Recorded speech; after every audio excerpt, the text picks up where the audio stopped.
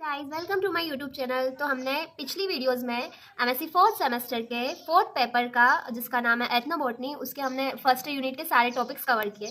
Now अब हम start करेंगे यूनिट 2 सेकेंड यूनिट। ठीक है, मैंने एमएससी फोर्थ सेमेस्टर का पूरा सिलेबस, पूरे 4 पेपर है उनका डीएवीवी का सिलेबस डिटेल में मैंने अपलोड कर दिया है, तो जिसको नहीं पता वो देख लेना। सो ये है यूनिट सेकेंड का first topic, sources of data and methods of study of ethnobotany, ethnobotanical field techniques and methods.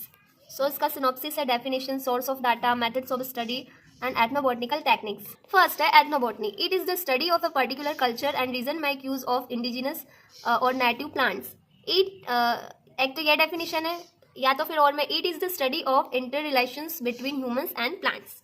ठीक है, plants provide food, medicine, shelter, dyes, fibre, oil, resins, gums, soaps, waxes, latex, waxes में शहद का जो होता है, latex, tannins and even contribute to the air we breathe. First में तो आपको एथनोबॉटनी की डेफिनेशन लिखना है। एथनोबॉटनी क्या है? ये जो इंटर रिलेशनशिप है ह्यूमंस एंड प्लांट्स के बीच का है ना, उसको एथनोबॉटनी बोलते हैं। और प्लांट्स जो है हमें फूड, मेडिसिन, शेल्टर, डाइस, रंजक, fibre, oils, resins, gums, soaps, wax, latex, tannin and even contribute to the air we breathe, मतलब ऐसी एयर प्रोवाइड करते हैं जिसमें हम सांस ले सकते हैं। सेकेंड है sources of data, sources of information, past and present relationship of plants and human beings are the major tools of study of ethnobotany। यह अध्ययन करती है कि लोग अपनी डेली लाइफ में प्लांट्स का कैसे यूज करते हैं, पास्ट में और प्रेजेंट में, अतीत में और वर्तमान में, है ना, मतलब पहले लोग कैसे यूज करते थे, अभी किस प्रकार से यूज करते हैं, इसे समझने के लिए रिसर्चर्स जो है, शोधकर्ता, उन सोर्स को देखते हैं जो प्लांट्स एंड ह्यूमंस के बीच रिलेशनशिप्स को शो करते हैं। ठीक है, एक रिचार्ड नाम के साइंटिस्ट है, Richard 1962, who was known as a father of ethnobotany, and Dr. S.K. Jain 1964, who was father of Indian ethnobotany। ठीक है, रिचार्ड इवांस शूलेट्स जो थे वो फादर ऑफ एथनोबॉटनी थे, और फादर ऑफ इंडियन एथनोबॉटनी कौन थे?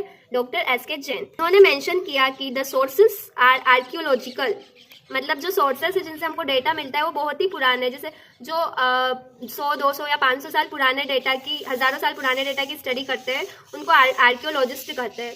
और आर्कियोलॉजिकल यानी कि एनिशियंट, पुराना, है ना। Literally herbarium and field resources, मतलब यहाँ से हमको ओल्ड प्लांट का डेटा मिल सकता है कि पुराने ज़माने में लोग किस प्रकार से प्लांट्स का यूज़ करते थे, है ना, ह्यूमंस कैसे यूज़ करते थे, तो दोनों के बारे में इंफॉर्मेशन मिल सकती है।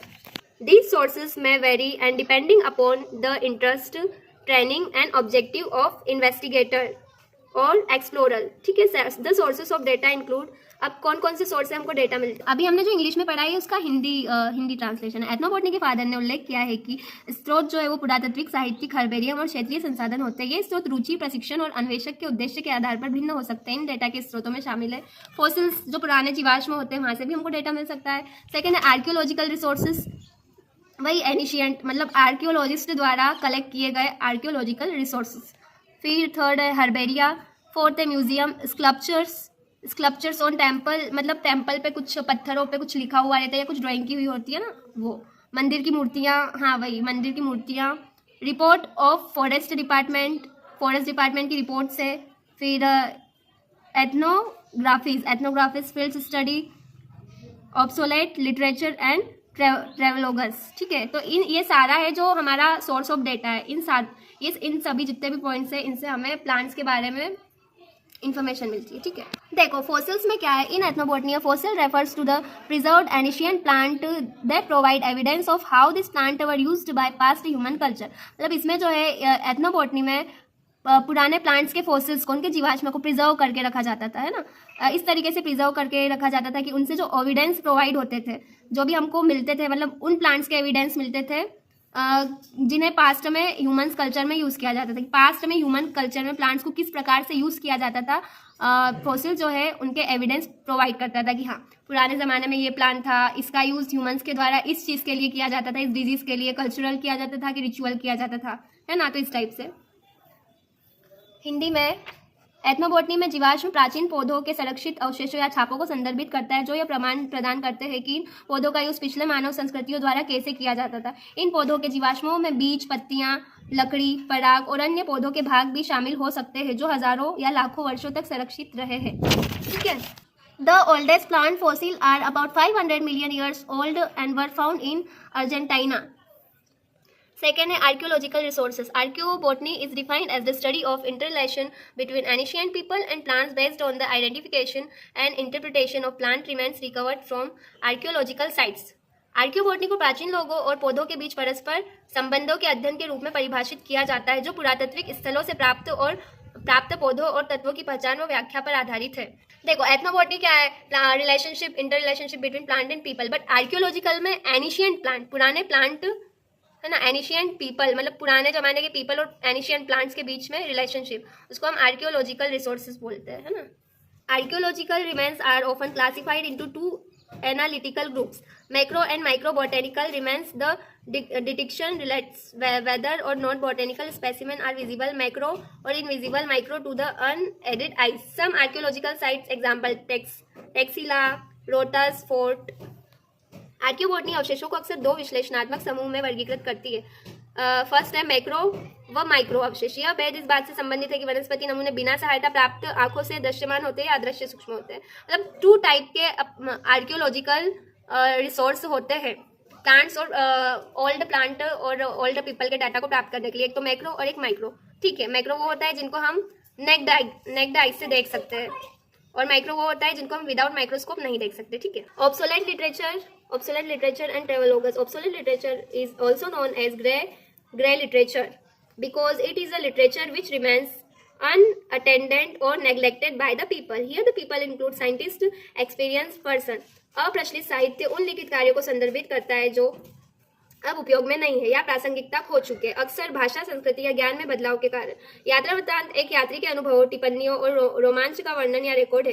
मतलब ऑब्सोलेट लिटरेचर में ऐसा लिटरेचर आता है जो कि कुछ साइंटिस्ट ने मतलब इग्नोर कर दिया है, ठीक है, ऑब्जर्व नहीं किया। ठीक है, तो अगर अभी कोई अच्छा एक्सपीरियंस पर्सन उनकी स्टडी करता है, वो प्लांट्स के उनकी क्या बोल सकते हैं, फोसिल्स हो या कुछ भी हो, जो कि साइंटिस्ट द्वारा इग्नोर कर दिए गए हैं, तो उसको बोलते हैं ऑब्सोलेट लिटरेचर।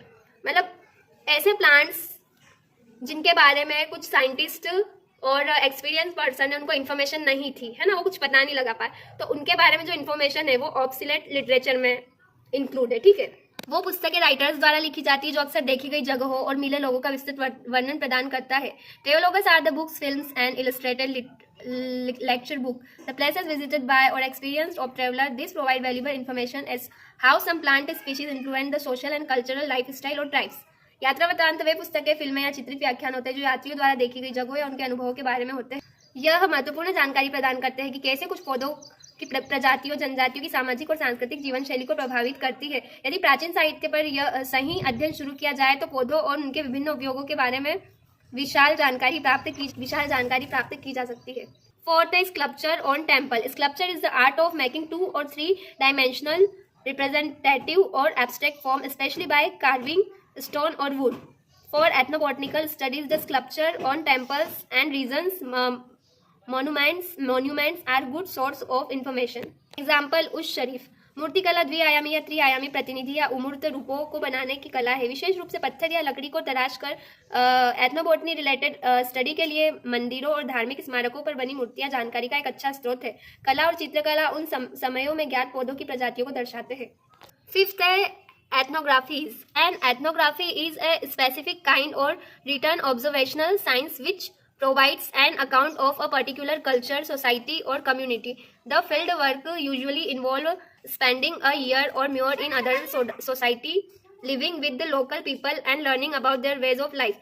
एथनोग्राफी जो है वो एक विशेष प्रकार का लिखित प्रेक्षणात्मक विज्ञान है जो किसी विशेष संस्कृति, समाज या समुदाय का विवरण प्रदान करता है। इस क्षेत्र का कार्य आमतौर पर 1 या अधिक वर्ष किसी अन्य समाज में बिताने, स्थानीय लोगों के साथ रहने और उनके जीवन के तरीकों को जानने में शामिल होता है। 6 है herbarium. A herbarium is a collection of preserve plant specimen and associated data used for scientific study. वनस्पति संग्रहालय में एक ऐसा संग्रह होता है जिसमें संरक्षित पौधों के नमूने और संबंधित डेटा वैज्ञानिक अध्ययन के लिए उपयोग किए जाते हैं। Herbarium specimens, plant specimens collected from the field are deposited in herbaria where they serve as physical record of plant diversity and are often associated with ethnobotanical data. खेत से एकत्र किए गए पौधे वनस्पति संग्रहालय में जमा किए जाते हैं जहां वे पौधे विविधता के भौतिक दस्तावेज के रूप में कार्य करते हैं और अक्सर एथनोबोटनिकल डेटा के साथ जुड़े होते हैं। तो यूनिट सेकेंड का फर्स्ट आंसर जो है वो बड़ा है, इसलिए हम बाकी का आंसर सेकेंड वीडियो में कवर करेंगे। जैसे कि सिनॉप्सिस में हमने देखा था, definition source of data. Source of data में हमने 6 टाइप सोर्स ऑफ डाटा देखे, ठीक है, इनमें से हमने 6 को डिस्क्राइब किया। अब नेक्स्ट वीडियो में हम मेथड्स ऑफ स्टडी डिस्कस करेंगे। So thanks for watching my video, do like, subscribe and share.